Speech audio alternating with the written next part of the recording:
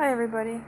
I wanted to talk today about the similarities between narcissism and codependency, and why codependency is as reprehensible as narcissism. Not necessarily reprehensible, but bad, if that makes any sense.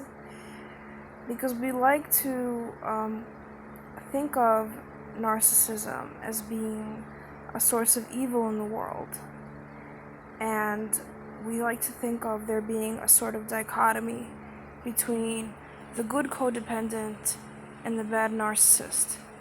But in reality, in many ways, codependency is also a source of evil. And I think that if we begin to look at it like that, we can begin to reject the relational style that is codependency. And I'll explain why I came to this conclusion. For a long time, I saw, again, this dichotomy.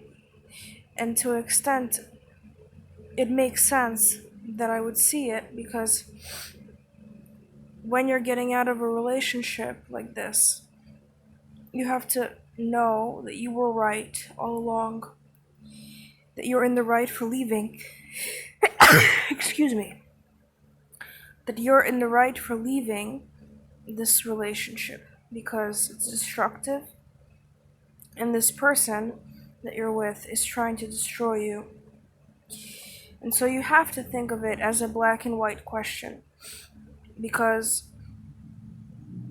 if you don't see yourself as being attacked by the narcissist, you will never leave. You can't afford to look at the narcissist as somebody that's broken or needs fixing or anything anymore. And you have to see them as the manipulative bastard that they were all along. But then, when you gain distance from this whole experience, you realize that codependency is harmful and that in many ways you start seeing the darker side of codependency and the codependent agenda and thinking style. And so, a lot of you, when you've exited a relationship with a narcissist, feel embittered.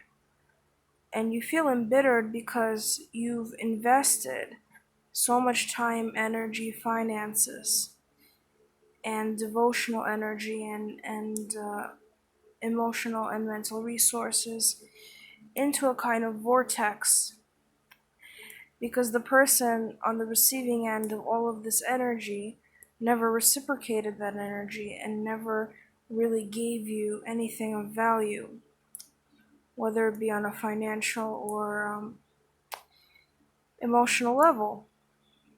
It was all vacuous, it was all just enough to keep you on a leash and to keep you in a state of self destruction and self denial. And that's the codependent thinking pattern. So, the codependent thinking style is that if I destroy myself, if I negate my own needs, if I negate my own proclivities, if I negate my own preferences, then somebody will love me.